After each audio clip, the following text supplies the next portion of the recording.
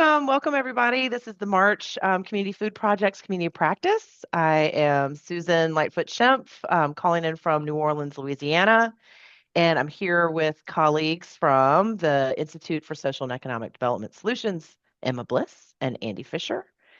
And we collaborate between the Food Systems Leadership Network and ISED Solutions to co-host this community practice.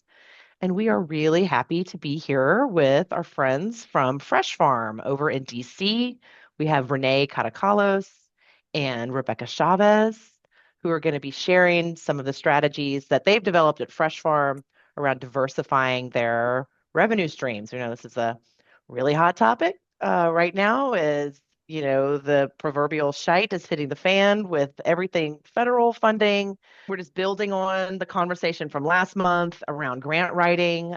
There were some really great conversations and discussions about like how can we just keep this conversation going about building financial sustainability and resilience in our organizations and in our community food work while we weather this really chaotic moment that is going to be kind of a long moment. So we've got time now. We have to address the immediate issues, but we also need to be planning ahead for these next 4 years.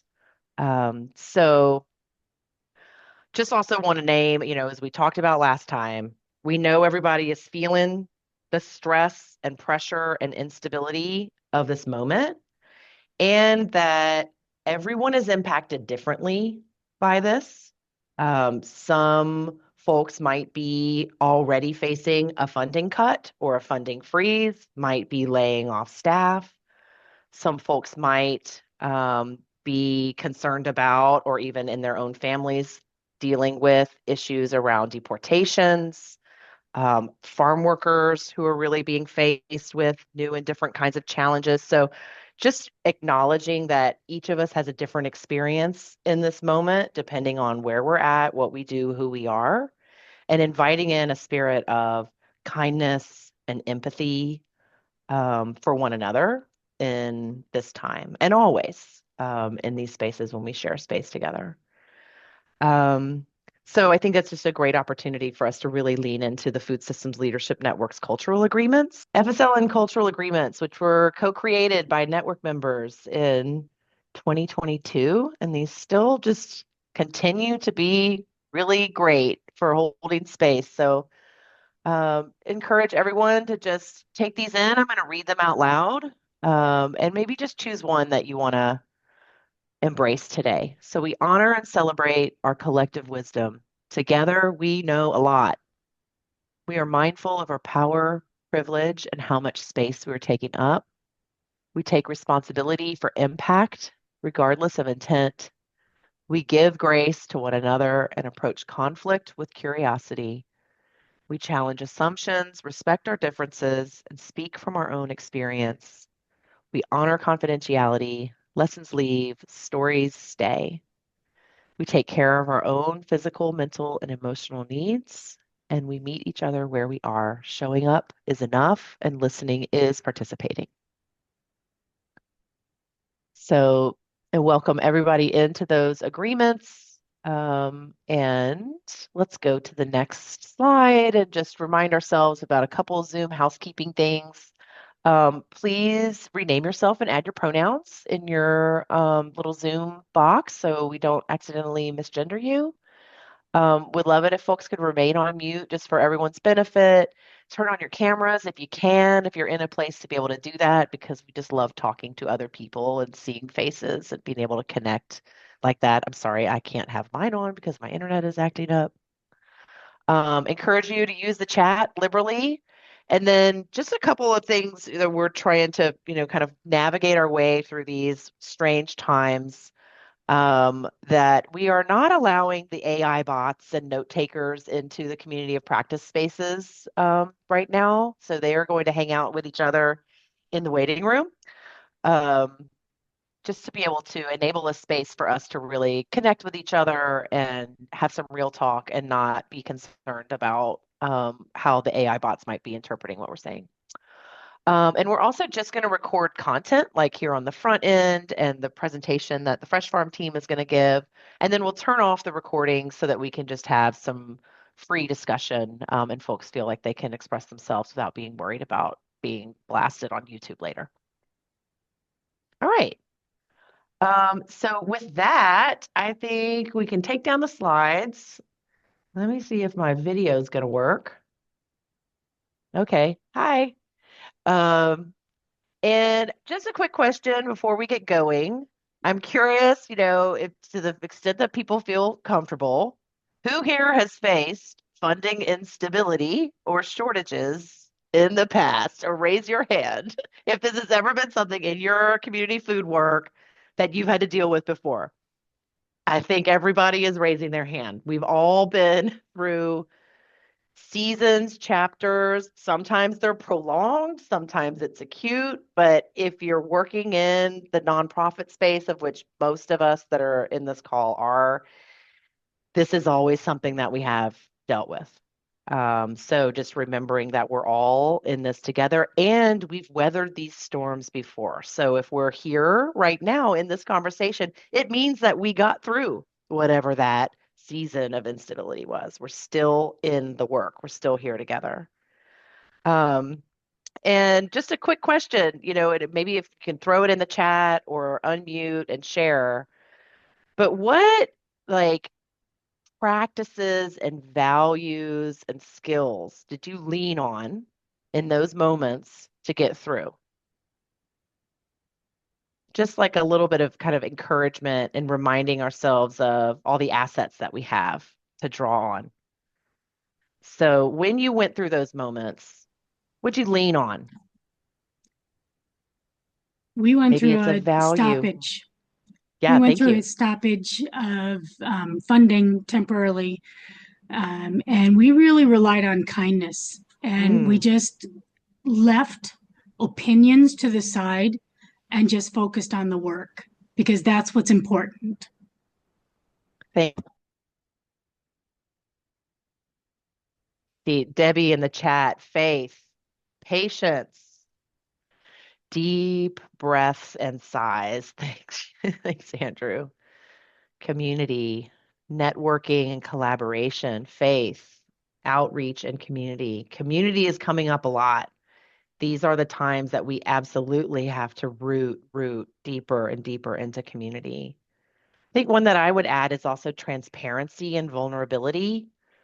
In the times that the smaller community-based organizations that I was leading were really facing challenges, it was important for us to let our people know that that was happening, so that people could show up to support us in those times too. Grounding, communication, and partnership. Thank you all so much for sharing that. And so, just remembering that we do have the skills and the capacities and the assets within ourselves and within our communities to weather this storm. And let's pull up a quick Zoom chat, or sorry, the poll. I can do that. Um, I know this is where I'm going to pass actually the mic to Rebecca and Renee while I pull up this poll. So Rebecca and Renee are with FRESHFARM in DC, extraordinary organization that they're going to tell us more about. That's done a really good job of building in diverse funding streams to build more resilience into their organization over the last number of years. So Rebecca, while I pull up that poll, I'll pass the mic to you to introduce yourselves and get going. Sure. Thanks so much. Really pleased to be with you all here today. I can start by introducing myself, giving a little bit of background, and then I will hand it over to Renee. So I'm the Director of Agricultural Programs at FRESHFARM, which is a nonprofit based in Washington, D.C., which we'll tell you a little bit more about. We are working to build a strong and resilient local food system in our area. My background is I'm a public health professional and I've been working in food systems for about 12 years. And I have always worked at nonprofits, but really across the spectrum. So I've worked in nonprofits that are serving smallholder farmers with an average size of half an acre. And I've also worked at nonprofits serving agribusinesses that are selling fresh produce to Costco. I'm now at FRESHFARM at a nonprofit that serves small to mid-sized farmers that are operating, small to mid-sized farmers, excuse me, that are selling at farmers markets that our organization operates, as well as selling wholesale to a food hub that our team operates in the DC metro area. So really appreciate this opportunity to share some experience. Also appreciate that framing from Susan of the importance of collective wisdom. I don't think that there is anyone that is truly prepared for this particular context that we're living in and, immediately ready to respond. But we can draw on practices that have served us in the past. And I think it'll be important to really open up and make this space as dynamic as possible so that we can engage in conversation and hear from really different folks in the group of what their experiences have been. And then I'll hand it over to Renee to introduce herself. Good afternoon, everybody. I'm Renee Catacalos.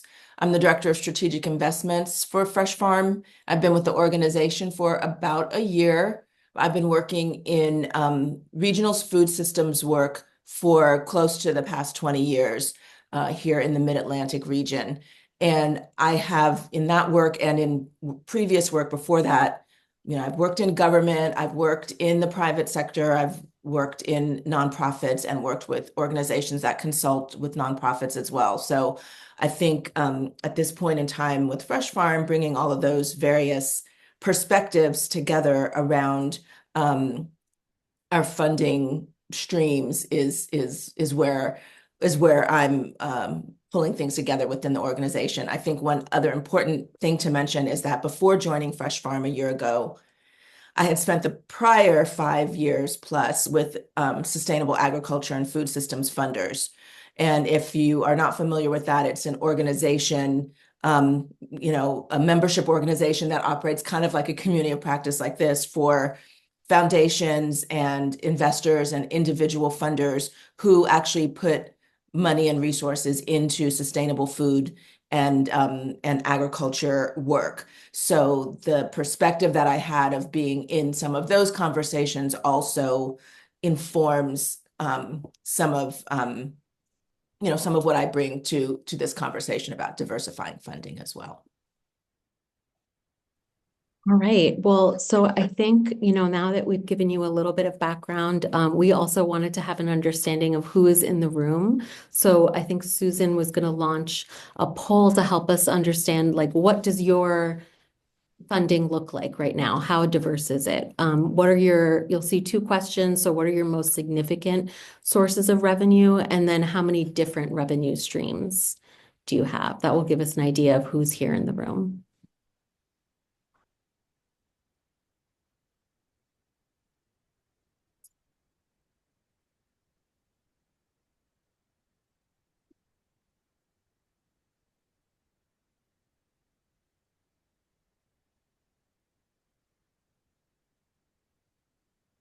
We got about half of the folks have responded so far, so give it another minute or so.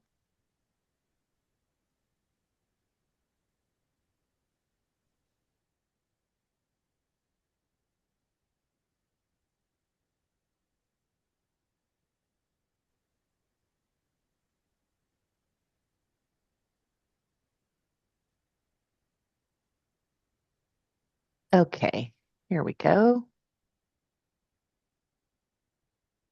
All right, so yeah, it looks like about half of folks, your most significant source of revenue are reimbursable government grants, as well as next up is donations and grants from private foundations. Some folks, donations from individual donors, and not as much earned income. So I'm excited to, Renee will start us off with diving into all of these different types of revenue, and I will focus more on what we've done to create earned income for our program, so for the program that I oversee. So I'm looking forward to talking to you all about that. And it looks like, yeah, most folks are around 3 or 4 different revenue streams, which makes sense.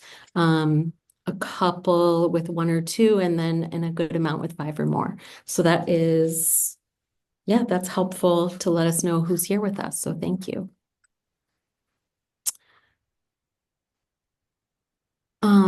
Renee, do you want to launch into, yeah, oh, you're muted. Okay, great, sure. Yeah, so for some reason I keep getting I don't know. Okay, is the poll gone? It keeps popping up on my screen. Yeah, so just to talk about the buckets that we're gonna touch on just real briefly here this morning. These are the 5 buckets we're gonna touch on, and we're just going to, share what our situation is at FRESHFARM, knowing that everybody's situation is different. And we're sharing in the thought that maybe something that we're doing might inspire something or spark something or be of use to someone else. And we also, are hoping that we'll have conversation and folks have other pieces to add to this that we don't do either. So this is just a spark to get the conversation going. So the 5 major areas of funding that we're going to touch on. So reimbursable government grants, donations and grants from private foundations, donations from individual donors, and then the earned income section on that whole, we actually just broke it out into 2 parts, which is program revenue and non-program revenue, which reflects the way we are kind of experimenting with some of those things right now. Next slide. So just to give you a quick overview of FRESHFARM as an organization, our organization actually works in kind of all of the sectors of the food system. We run the 3rd largest network of farmers markets in the country and the largest one in the Mid-Atlantic region. We have 26 farmers markets and farm stands, which are a scaled down model that lets us be in underserved neighborhoods and kind of relieving farmers of risk of trying to come there and not make enough sales to make it worth their time. We work with them to purchase produce, take it into neighborhoods, and then we hold those farm stands so that we can have that produce in those spaces. We also and Rebecca can talk a little bit more about that when she talks about the program revenue, because that's where a lot of our program revenue comes from, is our farmers markets, as well as the aggregation and distribution through our micro food hub that we do with the farmers in our network. So that's kind of the distribution piece that we get involved with. We also work with communities in terms of food education. We run a program called Food Prints, which is in 21 elementary schools in Washington, D.C., and is a kind of a cost share model with the DC government and our private fundraising that reaches about 8,000 kids a year. And it also brings in some produce that is aggregated from our farmers to support the lessons and food that they do in those classes. And we work in our markets and in these various neighborhoods to do gleaning and make sure that excess produce in any of our venues ends up being used somewhere. So yeah, next slide. That's us in a nutshell. So this is a look at kind of how our funding breaks out. This is our projected budget for 2025. This budget was done, of course, like everyone else's, at the end of last year, the beginning of this year, and before things drastically changed. But this is what our projections look like based on our previous year's performance and our goal from a revenue development standpoint of decreasing our dependence on government grants. So we have been closer to 57, 58% of our budget coming from the grant sector. And over 5 years, we're looking to balance out between our government grants, our our foundation and individual donations, and our earned income pieces to get those more into closer to a third, if we can. And so market income and food hub income and token income, all of that go into the whole segment of earned income and that little piece of earned income too. So then you can see donations is about 16%. That covers both our private foundation donations and our individual donors. I know that a lot of people talk about foundation money as grants. We have made a shift in this past year as we've been working more closely with our finance department and our auditors to differentiate grants that come from the government as being reimbursable versus the kinds of grants that you normally get from foundations, which are a lump sum of money that you get. And while you have to do a report, you are not fronting the money before you get it. So that's kind of the big distinction between those things. Okay, next slide, please. So again, just to quickly touch on kind of the way we operate in each of these things, with the reimbursable government grants and contracts, that of course includes federal agencies. For us, our exposure directly to federal agencies is not super high. It's less than 10%, but through state and local agencies, we have more exposure. So that Food Prints program that I mentioned is about 60% of that program is funded through an appropriation from the DC government through their Office of the School Superintendent and Education, and is put into the city budget each year. And there are other programs that we do with the DC government through the Department of Health and other programs around incentive programs that we administer, et cetera. So there's a mix of kind of reimbursable grants as well as kind of contracts to actually perform certain services for them that come into that space. And then in this space, we also include intermediary funders that may be running grant programs that are government money, things like the reinvestment fund, for instance, or that may still be reimbursable if you go through them. And these pictures here just show some of our actually advocacy with those local government agencies. That picture on the bottom is DC Mayor Bowser in one of the schools where we have a Food Prints program, kind of seeing it in action. And you see a child actually testifying in support of that. We bring families and kids and school communities out to advocate for that funding each year. And then the top picture is because we're here in DC, and although this may happen in a lot of other places too, but our director of incentive programs, Nick Stavely, had folks from USDA FNS out to see kind of how we do our incentive program work in our markets. So next slide. Private foundations and grants, again, these would not be reimbursement based. They would come from private foundations or through community foundations that run sometimes food-focused programs or programs focused on various social sectors within your area. Most of these are with foundations in our area or in our region. Some of you who operate on a more national level might be working more with national funders in this space. These pictures just indicate how, because we are place-based and we're here, we do try to bring funders out to see our work and to build those relationships with them so they really understand what they're investing in. Our micro food hub is notoriously kind of difficult for us to explain to funders, and that picture at the top shows a tour that we did last fall where we had funders out to see how it happens in the market. And one of those funders, in fact, said that he felt like he'd been talking about this to people for the last several years, but didn't really understand it until he came out there and saw it. And actually, they did end up increasing their gift to us that last year, partly because they had actually been able to see it in real life. Next.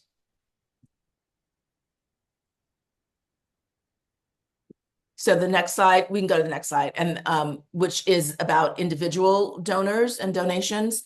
And here we also do have the opportunity, which not every nonprofit has, but because of our market network, pretty much, we have a lot of people coming and shopping at our markets every week. People who actually are spending disposable income are not actually using the services that we raise money for. So we have kind of a predisposed audience that we can go to talk about helping us to extend the benefits that they enjoy themselves at these markets through these other programs we do, like Food Prints, through our incentives programs, through programs that help us get aggregated produce to community organizations by kind of subsidizing that work. So just, an example of a donate page that we have, we do direct appeals, email appeals to our potential donors. And we actually have been experimenting. We started just last year with the first experiment of actually doing some solicitation in market with our development team and members of our board. So we're still working on those things. Couple of things I did want to note here is that it does require not only an audience for your work, but also the staff resources to make something like this successful can be more are different and more significant than working those other streams of revenue. No, I'll throw it over to you, Rebecca. Yes, thank you. Do you mind going to the next slide? So I am going to talk a little bit more in depth about how we have leveraged earned income, which I think may be something that not a ton of folks have experience here, so I can share how we've done it. All right, so we have both fees for services and product sales. And fees for services in terms of our program revenue, excuse me, would be, since we do operate, Renee mentioned we have a network of 26 farmers markets and farm stands in the region. So at those farmers markets and farm stands, we have around 240 vendors, about 100 farmers, and then 140 some odd food producers, small businesses that are selling in our farmers markets. So what we do is we charge a fee, a percentage of sales to those vendors. So we get some income from that. And we charge a lower percentage to farmers because we're really trying to incentivize farmers joining in our markets compared to folks that are making prepared food. We also have it's a relatively new program, but Renee mentioned that we have a micro food hub. So we source from we use farmers markets as sites of aggregation. So we source from our farmers that are coming into the city selling at farmers markets. We place wholesale orders with those farmers, and then our team does last mile delivery. We have a newer program that's a farm to restaurant program. We're not doing the last mile delivery because these are quite large orders, but we have local restaurants. I'm very happy to talk about the micro food hub a little bit more. We have local restaurants that are interested in being able to source locally. So we facilitate putting them in touch and identifying farmers that they can source from. And then we take care of a lot of the administrative work and have a fee on the sales that are going through restaurants. So that's the fees for services. And then in terms of product sales, we have two products that I want to mention. So one, we have a market share. So similar to a CSA produce share, we will source a produce share from, we call it a market share because it's from multiple farmers. So at a particular market, we'll be sourcing from, 2 or 3 farmers that are selling at that market. And then we will sell that to individual clients at a retail price that allows us some additional income. And then we'll also be selling at a reduced, at a wholesale price to folks that are using SNAP, EBT, and other nutrition benefits. And then we also have a grain stand. So you can see a picture of the weekly market share. And then I also have a picture here of our grain stand. So this is also a relatively newer model that we're using. We are always seeking to make our farmers markets as robust as possible, make it a full grocery shop as much as possible, support all of the different kinds of agriculture that's going on in the area. It's very hard to get grain farmers at markets because in many cases, for a variety of reasons, they don't have the resources or the infrastructure to be able to physically get to farmers markets to sell. So we source from a group of grain farmers, we purchase their products, and then we sell those products at a small markup. It doesn't actually quite cover the cost of operating the program. It's relatively new. We're still cultivating that market, but it helps cover some of those costs of operating. So we have a grain stand. So we then sell to customers retail at at a couple of our farmers markets. So those are some examples of program revenue. And And I'm happy to share more resources with folks after the call. And if we could go to the next slide, I'll talk about our non-program revenue. So these are opportunities that have come to us through our work. It's actually, I would say that non-program revenue never started as things that we were researching and looking for. It was kind of like opportunities that cropped up that we have sought to really take advantage of and try and invest in. So two examples would be sponsorship. So as we have markets that are quite busy and popular, get a lot of foot traffic, we started having businesses that were coming to us and wanting space at our farmers markets. 95% of the space is reserved for food vendors, but we do, in order to help cover the cost of operating that market, we offer some market sponsorships to local businesses. We'll charge them a fee to table at our markets and just have that touch point with a ton of customers coming through, especially if they have businesses that are kind of complementary to the work that's happening to farmers markets. And then consulting is, a couple of times we've had, because we've been able to kind of build a name for ourselves, and many folks in the area know our organization. We've occasionally had folks come and ask us to put on events that are kind of showcasing our program. So an example would be that you see this picture, this flyer of FRESHFARM harvest party. So the Kennedy Center reached out to us. They wanted to showcase, they were having a series of events around food, and their theme was nourish. They wanted to be able to showcase some farmers market adjacent type activities. And we basically took our Food Prints program, which is in schools, and we turned it into a community event. So we took a lot of the curriculum that we do with kids, and we turned it into sort of stands that we could set up in an outside area. So families were coming through with kids, and they were doing some hands-on activities that they might be doing in a food prints classroom. We sort of adapted it to be outside at a community event. So the point that I wanted to, and I would say for both of these things, we've taken advantage of the opportunities that have come our way and sought to invest in them. So for our market sponsorship program, for example, we did so we got some grant funding to be able to do a customer survey that helped us get more demographic information about the customers that were shopping in our markets, which meant that we could then we could provide businesses a little more insight into what are the demographics, what are the interests, what's the profile of the customer that's shopping in our market, which meant that we're able to leverage those market sponsorships. In the case of the Kennedy Center event, we really thought about, what is I think everyone here, food systems is relatively new work. Like obviously work in sort of hunger relief and nutrition education has been going on forever, but it's relatively new and relatively radical to take a really food systems approach. And so I think you start to get a lot of folks that are experts in very innovative, groundbreaking, in a very specialized field. So I think thinking about what are you truly an expert in? And then how can you leverage that with folks that might be interested in your expertise?